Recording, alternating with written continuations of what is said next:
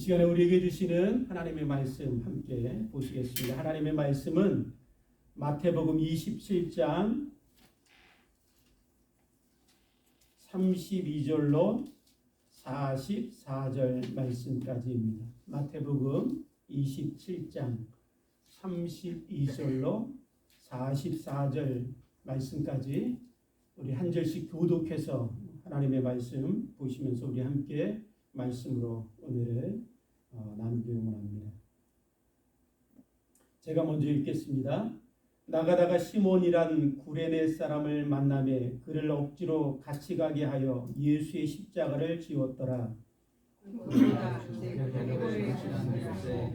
쓸개탄 포도주를 예수께 주어 마시게 하려 하였더니 예수께서 맛보시고 마시고자 아니하시더라. 저희가 예수를 십자가에 못 박은 후에 그 옷을 제비보와 나누어 거기에 앉아 지키더라. 그 머리 위에 있는 유대인의 왕에서 쓴 제패를 쳤더라. 이때 예수와 함께 강도들이 십자가에 못 박히니 하나는 우편에 하나는 좌편에 있더라. 지나가는 자들은 자기 머리를 들며 예수를 모욕하여 가로되 성전을 헐고 사흘에 짓는 자여 내가 만일 하나님의 아들이거든 자기를 구원하고 십자가에서 내려오라 하며 그와 같이 대제사장들도 서기관들과 장로들과 함께 끌어가여 가르되 저가 남은 구원하였으되 자기는 구원할 수 없도다. 저가 이스라엘의 왕이로다. 지금 십자가에서 내려올지어다. 그러면 우리가 믿겠노라. 저와 하나님을 신뢰하니 하나님이 저를 기뻐하시며 이제 원하시리라. 제 말이 나는 하나님의 아들이라 하였도다 하며 함께 읽겠습니다. 함께 십자가에 못 박힌 강도들도 이와 같이 욕하더라. 아멘. 단 피셔라고 하는 미국의 복음성가 가수가 있습니다. 유튜브나 또 다른 곳에 찾아보면 이분이 부르는 복음성가를 들을 수 있습니다. 그런데 이 복음성가 가수인 이분이 험한 십자가라고 하는 책을 썼습니다. 그 책에서 이분은 이렇게 우리에게 이런 말을 들려주고 있습니다. 제가 한번 읽어보겠습니다. 미국은 20세기 마지막 10년 동안 십자가 없는 기독교를 만드는 데 성공했다. 순수한 복음의 열정에 불타는 사람들이 많은 불신자를 그리스도인으로 만들기 위하여 부지중에 십자가를 슬그머니 치워버렸기 때문이다. 복음을 광범위하게 전파하는 일에 집중한 나머지 복음의 심장이요 핵심을 놓쳐버린 것이다. 라고 우리에게 한 책에서 복음성가 가수가 십자가를 잃어버린 이 시대의 교회에 대해서 우리에게 이야기하고 있습니다. 많은 교회들이 순수한 열정을 가졌습니다. 어떻게 하면 한 영혼이라도 더 구원할 수 있을까? 그래서 교회의 문턱을 낮췄습니다. 그리고 많은 사람들이 편하고 쉽게 교회에 와서 예배 드릴 수 있도록 교회에 열린 예배를 만들었습니다. 그리고 그 사람들이 와서 예배 드릴 때 부담감 없이 들을 수 있도록 설교를 만들면서 자기도 모르게 그 사람들이 부담스럽게 여길 수 있다라고 하는 그 십자가, 예수 그리스도의 십자가를 부지중에 내려놓았습니다. 사람들이 와서 편하게 하나님의 말씀을 듣고 긍정적이고 좋은 얘기를 많이 들을 수 있다면 많은 사람들이 쉽게 교회에 나와 구원을 얻을 수 있겠지. 그렇게 순수한 마음으로 시작됐지만 어느 순간 교회가 자기들도 모르게 주님의 십자가를 내려놓고 잃어버린 교회가 되었습니다. 오늘 이 시대의 교회가 십자가를 잃어버린 교회가 된 것은 어떤 의도적이진 않지만 순수한 복음의 열정으로 시작된 그런 마음이었지만 자기들도 모르게 십자가를 잃어버린 교회가 되었다라는 것입니다. 우리들도 이 시대의 교회를 섬기고 있기 때문에 어느 순간 십자가는 우리에게 부담스럽게 느껴질 때가 있습니다. 십자가 없는 설교가 편하고 십자가 없는 설교가 나에게 듣기 좋은 쉬운 설교가 되었습니다. 십자가 없는 교회, 십자가 없는 설교에 익숙해진 우리들의 모습을 우리가 보게 됩니다. 사랑하는 성도 여러분, 혹시 우리가 붙들고 있는 복음, 내가 이 복음을 인하여 구원을 얻을 거라고 확실하게 붙들고 있는 이 복음에 십자가가 빠져 있진 않는지 이 시간 우리가 함께 생각해 보게 됩니다. 오늘 우리는 고난주일이 시작되는 종려주일을 맞이하고 있습니다. 이 시간에 우리 함께 다시 한번 내가 십자가에 없는 복음에 익숙해지고 그것을 좋아하고 그것 가운데 빠져 있지 않는가 우리가 다시 한번 생각해보는 이 주일 예배가 되길 원합니다. 여러분, 십자가 없는 복음이 편하고 쉬울 수 있습니다. 그래서 혹 그 복음이 이 빈자리를 가득 사람들로 채울 수 있을지도 모르겠습니다. 그러나 중요한 것은 뭐냐면 십자가가 빠진 복음, 그 복음이 이 교회를 사람으로 채울 수 있을지라도 십자가가 빠진 그 복음으로 한 영혼도 구원할 수 없다라는 것입니다. 십자가가 빠져 있다면 그 복음으로 한 영혼도 하나님의 나라로 그 영혼을 인도할 수 없다라는 사실을 우리가 기억할 필요가 있습니다. 사도 바울은 로마서 1장 16절 말씀에 우리가 너무나 잘 아는 고백을 합니다. 내가 복음을 부끄러워하지 아니하노니 이 복음은 모든 믿는 자들에게 구원을 주시는 하나님의 능력이 되리라. 그렇게 고백했던 사도 바울이 고린도전서 1장 18절 말씀에서 복음이라는 단어를 다른 단어로 바꾸어서 이렇게 이야기합니다. 십자가에 도는 구원을 얻는 우리들에게 하나님의 능력이니라. 다시 말씀드리면 사도 바울은 바로 복음이라는 것은 십자가의 도이고 오직 십자가의 도만이 죄인들을 구원하시는 하나님의 능력이다라고 고백하고 우리에게 들려주고 있는 것입니다. 사랑하는 성도 여러분, 오직 복음은 십자가 도입니다. 십자가만이 복음이고 십자가만이 우리를 구원하시는 하나님의 능력이 됨을 저와 여러분들이 믿게 되기를 주님의 이름으로 축복합니다.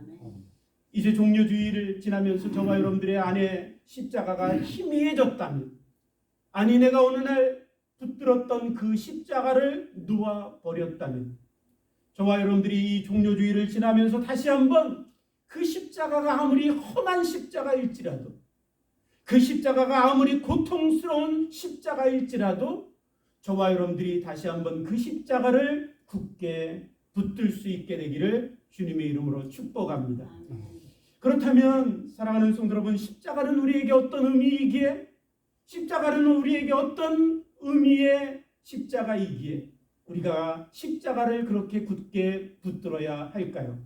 오늘 읽으신 본문과 성경의 말씀을 통해서 예수님이 십자가에 달려 죽으실 때 그 십자가 위에서 일어난 일들을 우리가 다시 한번 생각해 보면서 십자가는 우리에게 어떤 의미인가를 다시 한번 배우고 마음에 새기고 십자가를 다시 한번 분명하게 붙드는 이 시간이 되기를 주님의 이름으로 축복합니다.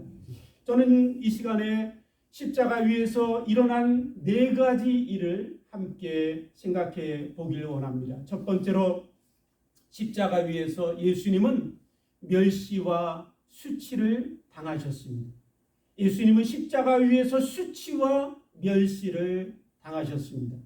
겟세마네 동산에서 기도하신 후에 로마 병사들과 대제사장들이 보낸 종들에게 예수님이 잡히셨습니다. 예수님을 끌고 대제사장 가야바의 뜰에 예수님을 데리고 오고는 그 사람들이 예수님을 조롱하고 희롱합니다. 내가 하나님의 아들이냐? 내가 하나님의 아들이냐? 그렇게 조롱하고 희롱하면서 예수님의 얼굴에 침을 뱉습니다. 그러고 주먹으로 얼굴을 때립니다. 그러고 그 뺨을 손으로 갈겨 칩니다. 수치와 멸시를 예수님께 주었습니다. 또한 그 수치와 멸시를 다 받으신 이후에 로마 병사들에게 주님이 또 끌려갔습니다.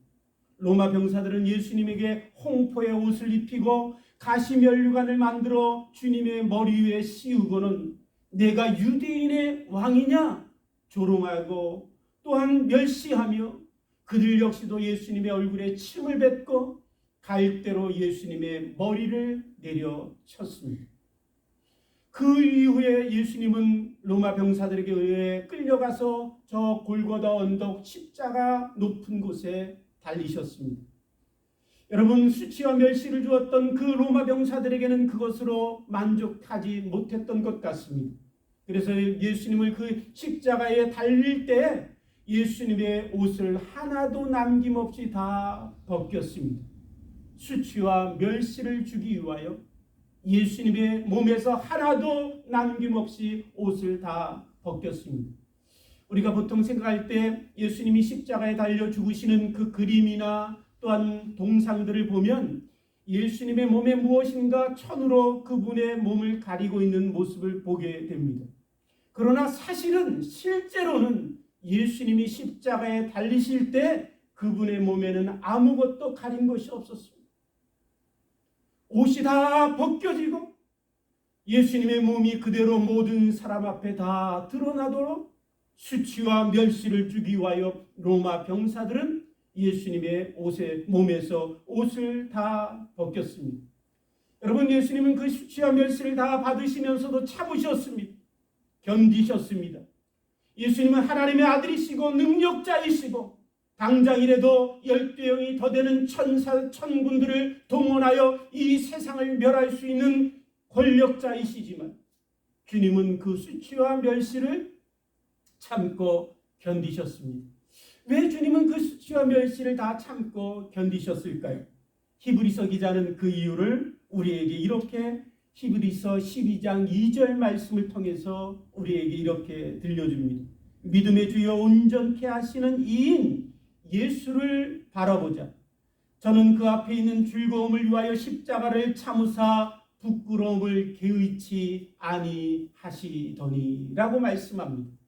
예수님이 십자가에서 수치와 멸시를 다 참으신 이유는 저 앞에 있는 즐거움을 바라보심으로 그 즐거움을 위하여 자신이 겪는 수치와 부끄러움과 멸시를 십자가에서 다 참으셨다라고 말씀하고 있는 것입니다. 예수님이 바라본 그 즐거움이 무엇이었을까요? 그 즐거움이 무엇이었기에 하나님의 아들이 그 수치와 멸시를 다 당하시면서도 참고 견디셨을까요? 우리는 보통 저 앞에 예수님이 바라보신 그 즐거움은 예수님이 이제 죽으셨다가 부활하시고 이제 하늘 영광에 오르셔서 받으실 그 영광이라고 우리는 쉽게 생각할 수 있을 것입니다. 그러나 여러분 생각해 보십시오. 예수님은 이 땅에 오시기 전부터 영광 가운데 계셨던 분이십니다. 그 영광은 충만하여 부족함이 없었습니다. 영원 전부터 영원 끝까지 영광으로 충만하신 분, 그분이 하나님이셨습니다. 그렇다면 여러분 굳이 이 땅에 내려와서 수치와 멸시를 당하시면서 그 앞에 있는 영광을 바라볼 필요가 없지 않습니까? 그렇다면 주님이 그렇게 앞에 있는 즐거움을 바라보시며 그 즐거움을 인하여 자신의 수치를 참고 견디신 그 앞에 있는 즐거움은 무엇이었을까요? 여러분 성경에 보면 하나님이 인간을 만드실 때 사실은 하나님이 처음 인간을 만들었을 때 인간은 옷을 입고 있었습니다. 그 옷은 어떤 옷이었냐면 하나님이 주신 영광의 옷입니다. 그 옷은 어떤 옷이냐면 하나님이 주신 의의 옷입니다. 그 옷은 하나님이 주신 존귀의 옷입니다. 하나님 우리를 창조하실 때 존귀와 영광과 거룩한 옷으로 인간을 입히셨습니다. 그래서 여러분 다윗이 그 하나님이 창조하신 인간을 바라보면서 감탄하며 시편 8편에 이렇게 고백합니다. 하나님, 사람이 무엇이간데 사람을 하나님보다 조금 못하게 하시고 영광과 존귀로 간을 씌우셨습니까? 하나님, 인간이 무엇이간데 이 인간의 피조물을 만드시면서 우리에게 이토록 영광스럽고 이토록 존귀한 관을 씌우셨습니까? 그렇게 다윗은 고백하며 감탄하고 있습니다.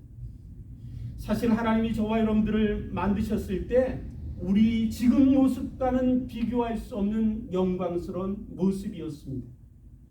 그런데 여러분, 하나님이 그 놀라운 영광과 의의 옷을 입혀주셨지만 인간은 죄를 범함으로 하나님이 입혀주셨던 그 영광스러운 존귀함을 다 잃어버렸습니다.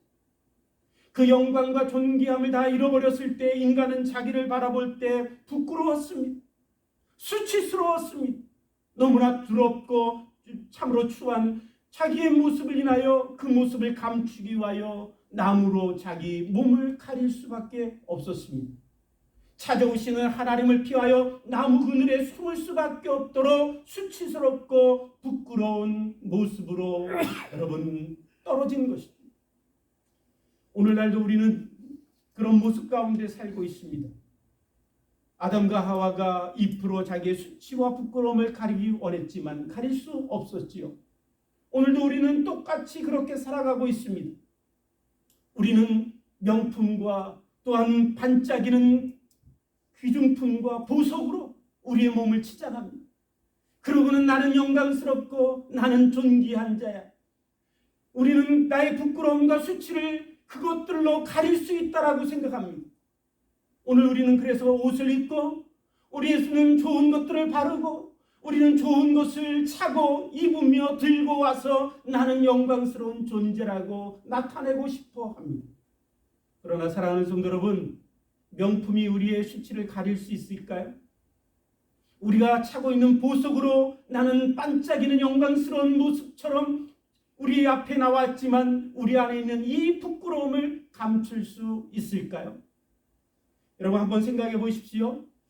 저와 여러분들 안에 있는 이 두렵고 참으로 추하고 이 악한 내 안에 있는 것들이 이 시간에 저와 여러분들 옆에 있는 분들한테 다 드러난다면 이 자리에 그냥 앉아 있을 분이 있을까요? 저는 있을 수 없을 것 같아요. 목사이지만 제 안에 있는 이 두렵고 이 수치스럽고 부끄러운 내 안에 있는 이 만물보다 부패한 내 마음의 더러움, 이 썩어진 내 마음을 보면서 여러분들한테 제 이 모습을 여러분들 앞에 다 드러낼 수밖에 없다면 저는 지금 당장이라도 도망갈 수밖에 없을 것입니다. 성경에 보면 가늠한 여인을 돌로 치기 위해서 사람들이 모였습니다. 돌로 치려고 하는 그 가늠한 여인을 향해서 모욕하고 수치를 주고 멸시했습니다. 그러나 그 모였던 사람들에게 주님이 그들의 수치를 드러냈습니다. 그들의 부끄러움을 드러냈습니다. 그럴 때 그들 가운데 한 사람이라도 그 자리에 있을 수 없었습니다. 들었던 돌을 내려놓고 치려고 했던 그 더러움을 내려놓고 한 사람 한 사람 그 자리를 다 떠날 수밖에 없었습니다. 우리도 마찬가지 아닐까요? 이 시간에 우리 안에 있는 이 두렵고 추하고 이 썩어있는 우리들의 이 악함을 우리가 다 드러낼 수밖에 없다면 우리도 한 사람 한 사람 이 문을 통해서 어디론가 다 도망가고 숨어버릴 수밖에 없을 것입니다. 그런데 여러분, 우리가 도망가서 숨어버릴 수 있다면 좋겠지만 성경은 이렇게 우리에게 하나님 앞에 설 때 우리들이 어떻게 될지 우리에게 이렇게 말씀하고 있습니다. 히브리서 4장 13절 말씀입니다.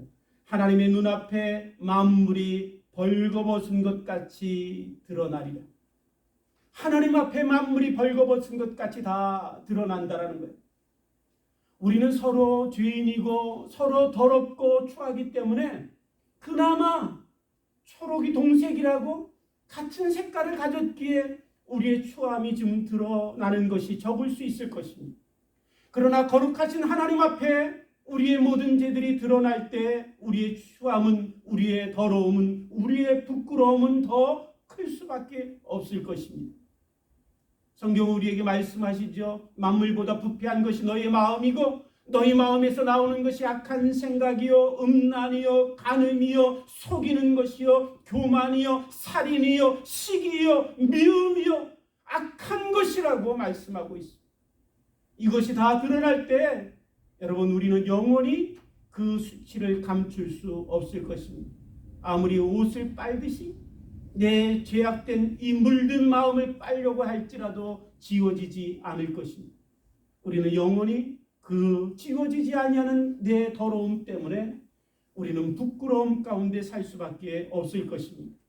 그런데 성경에 보면 하나님이 우리를 천국으로 인도하실 때 그 천국 잔치에 우리가 다 들어갈 때 우리 모두가 여러분 놀라운 것은 똑같이 다 흰옷을 입는다.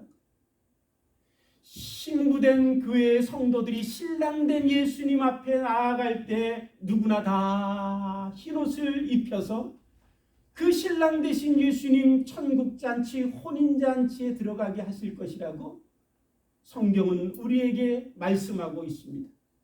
그런데 그 흰옷이 무엇일까요? 우리가 생각하는 그냥 흰옷이 아니라 성경에서 하나님의 영광을 표현할 때 쓰는 단어가 희다라는 거예요. 그 영광의 빛이 우리에게 비칠 때 그것을 우리의 생각으로 이해할 수 있도록 표현하기 위해서 쓴 단어가 희다라는 단어예요. 그러니까 우리가 천국에 가서 주님이 나에게 옷을 입혀주시고 신랑 되신 주님 앞에 나아갈 때 우리가 입는 옷, 그 옷은 우리가 잃어버렸던 영광의 옷입니다. 우리가 잃어버렸던 그 존귀의 옷, 우리가 잃어버렸던 그 찬란한 놀라운 하나님이 주시는 영광과 존귀의 옷을 입고 하나님의 혼인잔치, 천국잔치에 들어갈 것임을 말씀하고 있습니다. 그런데 요한계시록 7장 14절에 보면 이렇게 말씀합니다. 이는 큰 환난에서 나오는 자들인데 어린 양의 피에 그 옷을 씻어 희게 하였느니라. 우리가 입는 옷은 어떻게 입게 됐냐면 예수 그리스도의 보혈의 피로 씻어서 우리에게 주신 흰옷이다 라고 말씀하고 있는 거예요. 그러니까 우리가 수치와 멸시와 부끄러운 존재이지만 이제 잃어버렸던 그 영광스러운 옷을 우리에게 다시 입혀주시기 위하여 예수님께서 십자가에서 수치와 멸시를 당하시며 흘리신 그 보혈의 피로 우리를 씻겨 영광스러운 옷을 입혀주실 것이라고 말씀하고 계시는 것입니다. 사랑하는 성도 여러분, 우리가 살면서 가장 감동적이고 가장 기쁨이 넘쳤던 때가 언제일까요? 동의를 안 하실 수도 있을 거예요. 그때는 언제냐면 결혼식 그 식장에서 나에게 걸어오는 하얀 옷을 입은 그 신부의 모습, 내게 걸어오는 그 신부의 하얀 드레스 입은 그 신부를 보며 우리는 감동을 갖습니다. 동의를 안 하시네요. 별로 잊혀진 얘기고 별로 나는 그러지 않았어. 뭐 그럴 수 있을 거예요. 그런데 우리에게는 그럴 수 있지만 예수님에게는 그때가 주님 앞에 있는 즐거움입니다. 그 즐거움을 바라보시고 내게 오는 그 신부, 수치와 부끄러움 가운데 가득 찬 그 신부였지만 이제 자신의 보혈의 피로 씻기시고 정결케 하셔서 흰옷 입어 자신 앞에 나오는 그 거룩한 교회된 성도 신부를 바라보는 그 기쁨, 그 기쁨을 바라보며 주님은 십자가에서 우리를 위하여 수치와 멸시를 참으시고 견디신 것입니다. 사랑하는 성도 여러분, 예수님은 십자가에서 수치와 멸시를 당하셨습니다. 그래서 신부된 우리는 이제 수치와 멸시가 없습니다. 우리에게는 오직 영광스러움만 있습니다. 우리에게는 사랑스러움만 있습니다. 우리에게는 존귀함만 있는 것을 저와 여러분들이 믿게 되기를 주님의 이름으로 축복합니다. 두 번째로 예수님이 십자가에서 달리실 때 십자가에 달리신 예수님은 가시 면류관을 쓰시고 십자가에 달리셨습니다. 로마 병사들은 예수님을 십자가에 못 박을 때 그분의 머리 위에 가시로 만든 관을 만들어 주님의 머리에 씌웠습니다. 창세기 3장 18절 말씀에 보면 인간이 죄를 범함으로 땅이 저주가 받아서 그 저주받은 땅에서 가시가 나왔더라 라고 말씀하고 있어요. 그러니까 이 가시는 어떤 것이냐면 저주의 결과물입니다. 저주를 상징하는 것입니다. 그 가시로 면류관을 만들었습니다. 그리고 예수님의 머리에 씌웠습니다. 예수님의 머리에 씌워진 그 가시 면류관은 바로 저주의 면류관이었습니다.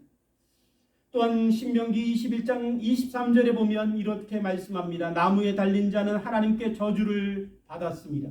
나무에 달린 자는 하나님께 저주받은 자다 라고 신명기의 말씀을 통해서 우리에게 하나님이 말씀하셨습니다. 예수님은 나무로 만든 십자가에 달리시고 가시 면류관을 쓰셨습니다. 왜요? 예수님은 저주받은 분이 되셨기 때문에 그렇습니다. 저주받은 인생이 되었고 저주받은 사람이 되었기에 예수님은 저주받은 그 면류관과 또한 나무에 달려 모든 저주를 다 주님이 받으셨습니다. 여러분, 저주는 뭐냐면 복과 저주가 반대되는 거예요. 그러니까 저주는 뭐냐면 복이 없는 상태, 좋은 것이 하나도 없는 상태, 오직 불행과 재앙만 있는 상태, 그 상태가 저주받은 상태입니다. 그 저주받은 상태, 그 저주를 얘기하면서 여러분, 우리는 가끔 얼마 전까지 유명한 세미나에 우리의 마음을 뺏긴 적이 있으실 것입니다. 그 유명한 세미나의 제목이 뭐냐면 가게에 흐르는 저주를 끊으라. 내 가문에 흐르는 저주가 있는데 그 가문에 흐르는 저주를 끊어야 된다. 왜냐하면 가문에 흐르는 저주 때문에 우리들이 질병을 앓고 또한 삶의 모든 문들이 닫히고 또한 우리가 불행해지고 재앙을 만날 수 있기 때문에 가문에서 흐르는 저주를 끊어야 된다라고 하는 세미나를 많은 사람들이 들었던 것을 기억하실 것입니다. 우리가 무엇인가 하나님 앞에 저주받을 행동을 했기 때문에 그 저주받은 행동 때문에 온 저주를 끊기 위하여 무엇인가 우리가 해야 되고 무엇인가 해서 그 저주를 끊어야 됩니다 라고 가르친 그런 세미나입니다. 여러분, 그래서 많은 사람들이 혹시 내가 저주받을 행동을 해서 내 자녀들에게 저주가 흘러가면 어떻게 하지? 그래서 자녀들이 질병을 앓고 또한 사업이 망하고 재앙이 오고 불행해지면 어떻게 하지? 그래서 그 세미나를 들었던 많은 사람들이 있습니다. 여러분, 어떠세요? 가게에 흐르는 저주가 있으세요? 가게에 흐르는 저주가 나 때문에 생겼다면 내 자녀들, 그 자녀들에게도 저주가 흘러간다면 그 저주를 끊기 위해서 여러분 무엇이든지 다 하지 않겠어요? 내가 자녀가 저주가 받은 인생이 아니라 저주가 끊어진 인생으로 살 수만 있다면 부모된 입장에서 무엇이든지 다 하겠다라고 하는 마음이 있을 것입니다. 그런데 사랑하는 성도 여러분, 중요한 것은 그 가르침은 성경적이지 않습니다. 성경은 오히려 더 무서운 얘기를 우리에게 들려줍니다. 그것은 뭐냐면 모든 인생은 저주 가운데 태어나서 저주받은 인생을 살다가 영원한 저주 가운데 떨어질 수밖에 없다. 그것이 인간의 운명이다라고 하나님은 우리에게 분명히 말씀하고 계십니다. 모든 사람이 죄를 범하였음에 사망이 모든 사람에게 이르렀느니라.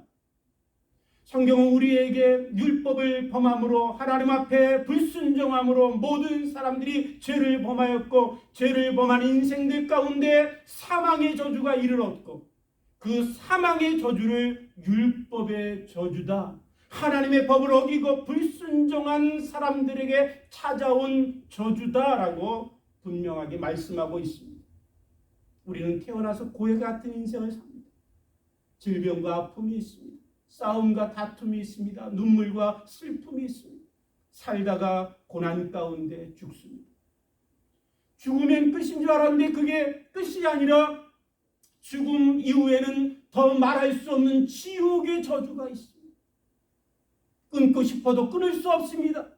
벗어나고 싶어도 벗어날 수 없습니다. 해결하고 싶어도 해결할 수 없습니다. 내 힘으로는 해결할 수 없는 저주를 갖고 태어난 인생들이 이 땅의 모든 사람들이라고 하나님 우리에게 말씀하십니다.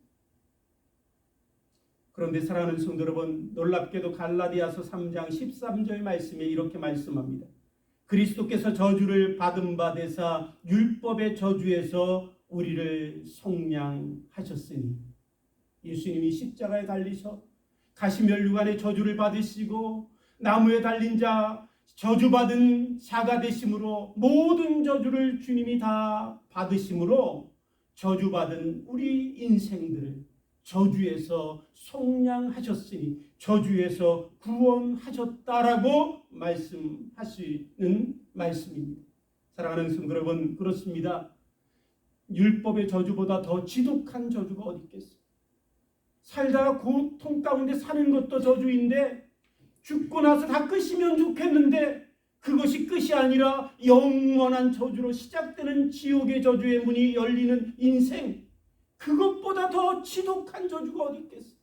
가게에 흐르는 저주보다 비교할 수 없는 그 저주를 받고 우리는 태어났습니다. 그런데 예수 그리스도께서 십자가에 달리시사 저주를 다 그분이 받으심으로 율법의 저주 아래 있는 우리들을 이제 저주 가운데서 속량하신 것입니다. 앞부분에 말씀드린 것처럼 저주의 반대는 복입니다. 그래서 여러분, 예수 그리스도 안에 있는 자들에게는 이제 더 이상 저주가 없습니다. 가게에 흐르는 저주라는 것은 있을 수 없습니다. 오직 예수 그리스도 안에 있는 자들에게는 저주는 끝났고 복만 있습니다. 예수 그리스도를 인하여 이제 저주받은 인생이 복받은 인생이 되는 것입니다. 예수 그리스도 안에서 영원한 저주 가운데 살 수밖에 없는 운명이 변하여 복받은 운명이 될 수밖에 없도록 예수 그리스도께서 십자가에서 우리를 대신하여 저주의 가시관을 쓰시고 저주받아 나무에 매달리신 것입니다. 사랑하는 성도 여러분, 예수님이 십자가에서 저주를 받으셨습니다. 그래서 이제 우리는 복받은 인생이 되셨습니다. 저와 여러분들이 믿게 되기를 주님의 이름으로 축복합니다. 아멘. 세 번째로, 예수님은 물과 피를 흘리셨습니다. 요한복음 19장 34절 말씀에 보면 이렇게 말씀합니다. 그중 한 군인이 창으로 옆구리를 찌르니 곧 피와 물이 나오더라. 예수님이 십자가에 달리셔 죽으실 때 로마 병사가 창으로 예수님의 옆구리를 찔렀습니다. 그때 예수님 안에 있던 물과 피가 다 쏟아졌습니다. 성경은 피는 생명이다 라고 말씀하시죠. 또 물은 생명의 근원입니다. 그래서 피와 물이 다 쏟아졌다는 것은 예수님의 생명을 우리에게 다 쏟아 부으셨다라는 것이에요. 예수님 그분의 생명을 다 우리에게 부으셨습니다. 죄의 대가는 사망입니다. 그래서 여러분, 죄를 범한 자는 영원한 생명으로 대가를 지불해야 합니다. 그 생명을 대가로 지불해야만 죄의 문제가 해결될 수 있습니다. 그래서 성경에 우리에게 뭐라고 말씀하시냐면, 피 흘림 없이는 죄 사함이 없느니라. 피는 생명인데, 그래서 그 생명된 피를 흘림 없이는 죄 사함은 없다라고 말씀하십니다. 여러분, 짐승의 생명과 인간의 생명이 비교될 수 있을까요? 네, 절대 비교될 수 없겠죠. 여러분, 어떻게 짐승의 생명과 인간의 생명을 비교할 수 있다면 어떻게 우리가 육고기를 먹고 살 수 있겠어요? 여러분, 비교할 수 없는 가치가 인간의 생명에 있습니다. 그래서 아무리 많은 짐승의 피를 흘려도 한 영혼을 구원할 수 없는 거예요. 여러분, 아무리 돼지 머리를 잡아서 여러분 올려놓고 거기에 제사를 지내도 여러분 우리를 구원할 수 없습니다. 구약에 아무리 많은 짐승들을 잡아다 하나님 앞에 제사를 지냈지만 그 제사가 한 영혼의 죄를 씻을 수 없었습니다. 그런데 여러분 바꾸어 말씀드리면 인간의 생명과 창조주이신 하나님의 생명과 비교할 수 있을까요? 여러분 절대 비교할 수 없습니다. 짐승의 생명과 인간의 생명이 비교될 수 없다고 우리가 다 인정하시죠? 그런데 그 짐승의 생명과 인간의 생명과 비교할 수 없을 정도, 그 정도가 아니라 우리의 생명과 하나님 창조주의 생명은 비교할 수 없는 가치의 차이가 있습니다. 그런데 바로 하나님 되신 예수님, 영원전부터 생명의 근원 되신 예수님이 이 땅에 오셔서 십자가에 달리시사 자신의 생명을 다 쏟아 부어 주셨습니다. 물과 피를 다 흘려서 그 물과 피 생명을 다 흘려주심으로 여러분 죄인된 우리들에게 잃어버렸던 생명의 값을 지불하게 하시고 그 잃어버렸던 생명을 찾게 해 주신 것입니다. 그래서 로마서 5장 17절 말씀에 보면 한 사람이 범죄함으로 우리가 사망 가운데 살지만 한 사람 예수 그리스도로 말미암아 우리가 생명 가운데 영원히 살게 되었다라고 우리에게 고백하고 있습니다. 사랑하는 성도 여러분, 예수님이 십자가에 달리심으로 물과 피를 다 흘려주셨습니다. 자신의 생명을 다 주심으로 잃어버렸던 생명 우리가 얻게 된 것입니다. 믿게 되기를 주님의 이름으로 축복합니다. 마지막으로 예수님이 십자가에 달리셨을 때 십자가에서 일어나신 일은 뭐냐면 예수님은 십자가에서 죽임을 당하셨습니다. 예수님은 십자가에서 죽임을 당하셨습니다. 성경에서 죽음이라는 단어가 의미하는 가장 중요한 의미가 있어요. 성경에서 죽음이라고 얘기할 때 그 죽음은 우리가 생각하는 그 죽음의 의미하고는 좀 다릅니다. 성경에서 말씀하는 죽음의 의미의 가장 중요한 요소는 뭐냐면 단절, 분리라는 의미예요. 단절, 분리 그런 의미입니다. 그래서 여러분 사망이 우리에게 임할 때 우리는 하나님과 단절됩니다. 사망이 우리에게 임할 때 인간과 인간 사이가 단절됩니다.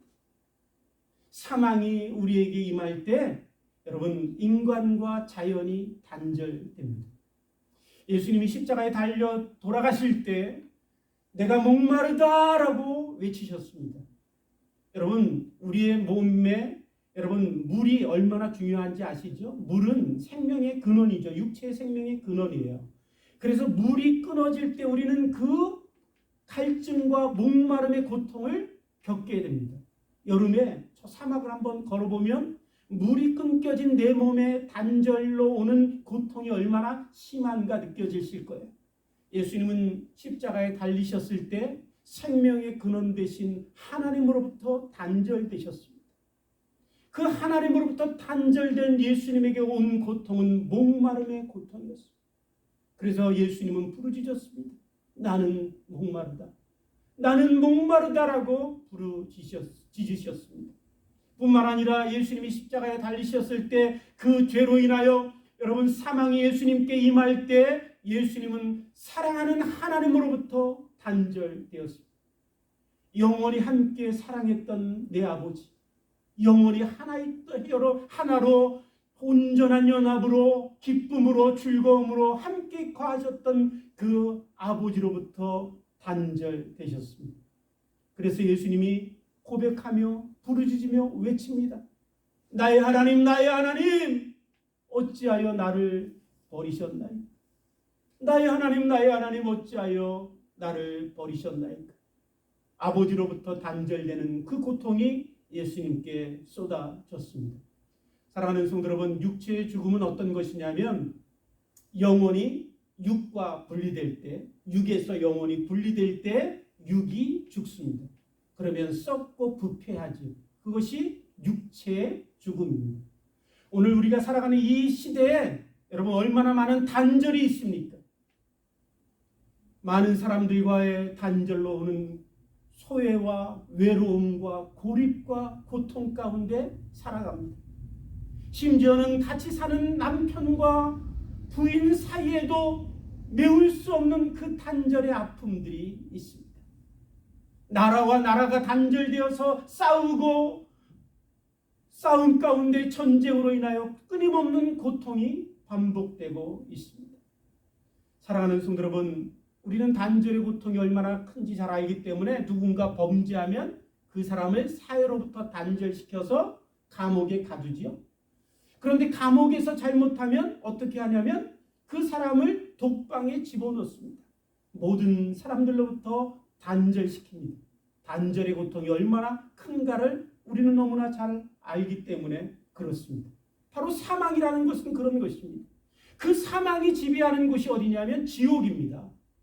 그래서 지옥은 어떤 곳이냐면 모든 것로부터 단절된 상태, 관계도 단절되고 하나님으로부터 단절되고 좋은 것으로부터 단절되고 모든 것이 단절되어서 홀로 고독하게 자기에게 찾아오는 고통을 견뎌야 하는 것이 지옥입니다. 반대로 천국은 사망이 없는 곳입니다. 거기에는 생명만이 있는 곳입니다. 그 천국은 지옥과 반대로 하나 되는 곳입니다. 단절되었던 인간의 관계가 하나 되고 단절되었던 하나님과 우리의 관계가 회복되고 단절되었던 우리와 자연의 관계가 회복되어 온전히 하나 되어 사는 것, 그 기쁨의 곳이 바로 천국입니다. 그래서 성경에 보면 자연과 우리가 죄로 인하여 단절되었죠. 그런데 이제 자연과 우리가, 동물과 우리가 하나 되는 그곳의 표현을 뭐라고 얘기해요? 사자들과 함께 뒹굴고 독사물에 손을 넣고 그렇게 표현하고 있어요. 그러니까 천국이라는 것은 뭐냐면 동물과도 다시 교감하고 하나 되고 연합하고 그 기쁨을 함께 누리는 것, 바로 천국의 기쁨이 여러분 우리 모든 인간관계가 회복돼서 남편과 부부가 단절되어 뛰어넘을 수 없는 고통 가운데 살 수밖에 없지만 그러나 천국에서는 모두가 하나 되는 것이, 그래서 코이노니아의 기쁨을 누리는 것입니다. 더욱이 살아계신 하나님과 하나 되는 것이 천국입니다. 그래서 예수님께서 십자가에 달리시기 전에 요한복음 17장 26절에서 이렇게 우리를 위하여 기도합니다. 아버지께서 내 안에 계시고 내가 아버지 안에 있는 것 같이 그들도 하나 되어 우리 안에 있게 하소서. 내가 아버지 안에 있고 아버지가 내 안에 있는 것 같이 저들도 하나 되어 우리 안에 있게 하옵소서. 예수님은 십자가에서 하나님으로부터 단절되셨습니다. 목마르셨습니다. 버림받으셨습니다. 그러므로 그분의 버림받음과 그분의 단절의 고통을 통해서 여러분 우리가 하나님과 하나 되고 우리가 인간과 인간이 하나 되고 인간과 모든 만물이 하나 되는 놀라운 기쁨을 우리가 누리게 된 것입니다. 그것이 주님이 십자가에서 이루시는 것입니다. 거기에는 더 이상 버림도 없고 단절도 없고 나눔도 없고 싸움도 없습니다. 여러분 예수님이 십자가에서 하나님으로부터 버림받았기에 우리는 더 이상 버림받지 않습니다.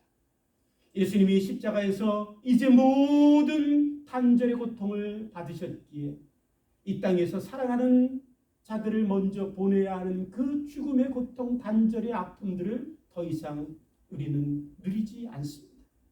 그것에는 오직 하나와 연합과 소통과 여러분 코이노니아의 놀라운 기쁨만이 있는 그 놀라운 것이 천국입니다. 그것을 위하여 주님은 십자가에서 우리를 위하여 하나님 앞에 버림받으셨습니다. 사랑하는 성도 여러분, 십자가는 이렇게 우리에게 중요한 십자가는 주님이 다 지시고 난 후에 이렇게 고백하시죠. 다 이루었다. 여러분 십자가만으로 주님은 다 이루셨습니다. 더 이상 우리에게 필요한 것이 없습니다. 더 이상 우리에게 필요한 것은 하나도 없습니다. 완벽하게, 온전하게, 영원하게 십자가 위에서 예수님은 우리를 위하여 모든 것을 다 이루셨습니다. 그러므로 십자가만으로 충분합니다. 사랑하는 성도 여러분, 십자가만으로 만족합니다. 십자가만으로 부족함이 없습니다. 우리도 종려주일을 보내면서 갈라디아서 6장 14절에서 사도 바울이 고백했던 것처럼 우리도 이렇게 고백하며 종료주의를 지내면 좋겠습니다. 내게는 우리 주 예수 그리스도의 십자가 외에는 결코 자랑할 것이 없습니다. 내게는 우리 주 예수 그리스도의 십자가 외에는 결코 자랑할 것이 없습니다. 주님, 나는 십자가만으로 충분합니다.